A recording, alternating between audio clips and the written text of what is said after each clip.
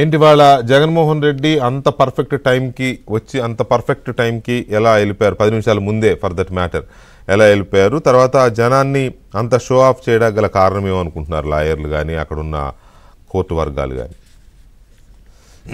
ఈరోజు జగన్మోహన్ రెడ్డి ఆయన అనుకున్నటువంటి షెడ్యూల్ ప్రకారమే సిబిఐ కోర్టుకు అటెండ్ అవ్వడం జరిగింది. అటెండ్ అయినటువంటి 5 నిమిషాల్లోనే వాళ్ళ న్యాయవాది లోపలికి వెళ్ళి ఒక మెన్షన్ చేయడం జరిగింది. మెన్షన్ చేసిన తర్వాత ఆల్రెడీ కొనసాగుతున్నటువంటి కేసులు ఏవైతే ఉన్నాయో అదొక 10 నిమిషాల పాటు మాత్రమే ఆ విచారణ కొనసాగింది. మిగిలినటువంటి కేసులన్నింటినీ కూడా పాస్ ఓవర్ చేశారు. అంటే మధ్యాహ్నం లంచ్ తర్వాత ఆ కేసులన్నీ వింటామని చెప్పి పాస్ ఓవర్ చేసి జగన్మోహన్ రెడ్డిని న్యాయస్థానం ముందు కూడా హాజరుపరిచినటువంటి పరిస్థితి, తానే వ్యక్తిగతంగా విచారణకు హాజరైనటువంటి పరిస్థితి ఉంది. ఆ సమయంలో దాదాపు అంటే వేరొక కేసు జరుగుతున్నటువంటి క్రమంలో కూడా దాదాపు 20 నిమిషాలు జగన్మోహన్ రెడ్డి కోర్టు లోపలే ఉన్నాడు. కేవలం ఫిజికల్ అపీరెన్స్ మాత్రమే అతను విచారణకు హాజరయ్యాడనేటువంటి అంశాన్ని న్యాయస్థానం రికార్డ్ చేసిన తర్వాత వెంటనే అతన్ని పంపించడం జరిగింది. తను నాంపల్లి కోర్టు నుండి నేరుగా అతను లోటస్ పాండ్ కూడా వెళ్ళినటువంటి పరిస్థితి. ఏదైతే షెడ్యూల్ ఫిక్స్ చేశారో అదే షెడ్యూల్ ప్రకారమే ఇటు కోర్టులో కానీ వచ్చినటువంటి సమయం కానీ వెళ్ళినటువంటి సమయం కూడా స్పష్టంగా అదే షెడ్యూల్నే అక్కడ జరిగినటువంటి పరిణామాలు.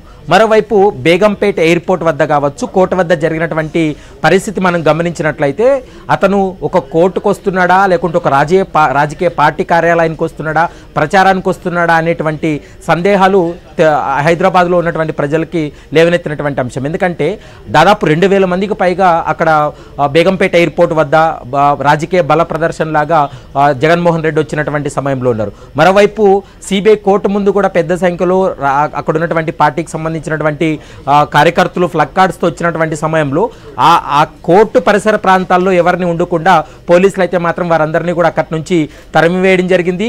అయితే బేగంపేట ఎయిర్పోర్ట్ వద్ద మాత్రం అయితే పోలీసులు చేతులెత్తేశారు. ఎందుకంటే అనుకోకుండా వాళ్ళు వచ్చారని పోలీసులు చెప్తున్నప్పటికీ కూడా ముందస్తుగా సమాచారం ఉంది. కానీ ఎక్కడ వాళ్ళని అక్కడ కట్టడి చేయాల్సినటువంటి అవసరం ఉంటుంది తెలంగాణ పోలీస్. కానీ ఆ విషయంలో కొంత మాత్రం పోలీసులు నిర్ణయం తీసుకోవడంలో కొంత ఇబ్బందికరమైనటువంటి వాతావరణం. జగన్మోహన్ రెడ్డి బయటకు వచ్చినటువంటి సమయంలో కూడా అక్కడ అంటే సికింద్రాబాద్ వెళ్ళేటువంటి ప్రధాన రహదారి ఆ రోడ్డు పైన మొత్తం కూడా ఈ కార్యకర్తలందరూ కూడా అక్కడ ఉండడం, దాంతోపాటు ట్రాఫిక్ అంతా అంతరాయం, ట్రాఫిక్ అంతా కూడా డైవర్ట్ చేసినటువంటి సందర్భం అయితే కనపడుతుంది.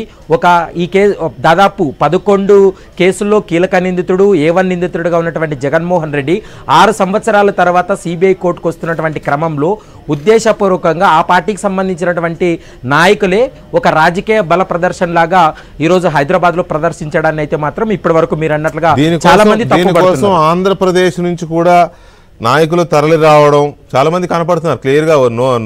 తెలిసిన రఘురాం, పేర్ని నాని, ఇంకా చాలా మంది తెలిసిన వాళ్ళే కనపడుతున్నారు అక్కడ. వాళ్ళ అధికార ప్రతినిధులు కొంతమంది వీళ్ళందరూ ఉన్నారు.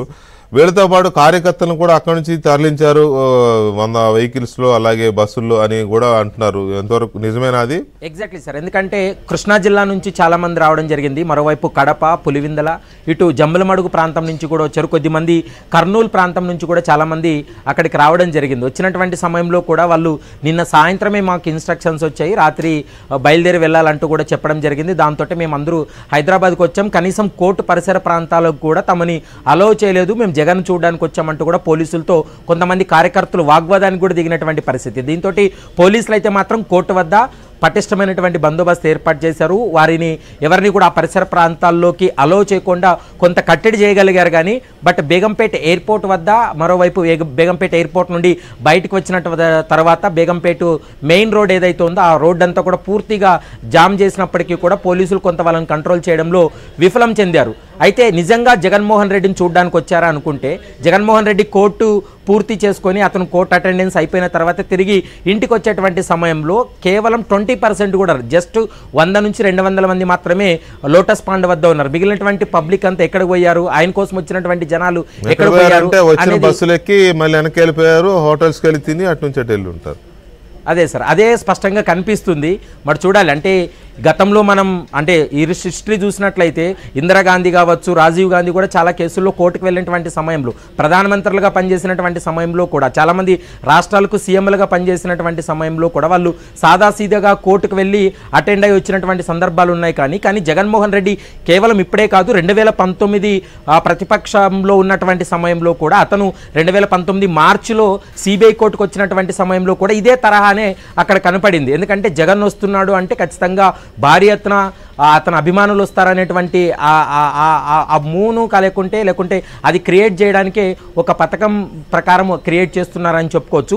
ఇందులో మరొక అంశం కూడా ఉంది సార్. ఎందుకంటే మొన్న మెమో వేసినటువంటి సమయంలో చెప్పారు ఎక్కువ మంది పబ్లిక్ వచ్చే అవకాశం ఉంటుంది, దాంతోపాటు శాంతి భద్రతలు కొంత ఇబ్బందికరమైనటువంటి అవకాశం ఉంటుంది, తెలంగాణ పోలీసులు భారం అయ్యేటువంటి అవకాశం ఉంటుంది, ఏర్పాట్లు బందోబస్తు ఇదంతా కూడా భారంగా మారేటువంటి అవకాశం ఉంటుంది, కాబట్టి మాకు వీడియో కాన్ఫరెన్స్ ద్వారా అనుమతి ఇవ్వండి అంటూ కూడా ఆయన తరపు న్యాయవాది అశోక్ రెడ్డి వాదనలు వినిపించారు. కానీ ఇటు సిబిఐ వ్యతిరేకించింది, సిబిఐ న్యాయస్థానం కూడా దాన్ని పెద్దగా పట్టించుకోలేదు. కానీ ఇప్పుడు ఈ అంశాలన్నీ కూడా నెక్స్ట్ ఎప్పుడైనా ఒకవేళ సిబిఐ కోర్టు మరోసారి విచారణకు రావాలని, వ్యక్తిగతంగా విచారణకు రావాలి అంటే మీరు మొన్నే చాలా ఇబ్బందికరమైనటువంటి వాతావరణం ఉంది, దాదాపు 1000 మంది పోలీసులు బందోబస్తున్నారు, కాబట్టే మేము రాలేకపోతున్నామని చెప్పడానికి కూడా ఒక ఆస్కారం ఉందనేటువంటి అంశం కూడా చర్చ జరుగుతుంది. మేము ముందే చెప్పాం కదా మాకు చాలా క్రేజ్ ఉంటుంది, ఇంతమంది వస్తారు అని మేము ముందే చెప్పాం కదా అని చూపించుకోవడానికి చేసిన ఇదిగా అందరూ అనుకుంటున్నారు. Right, anyway Praveen, thank you very much Praveen. ఇక మనతో విద్యాసాగర్ గారు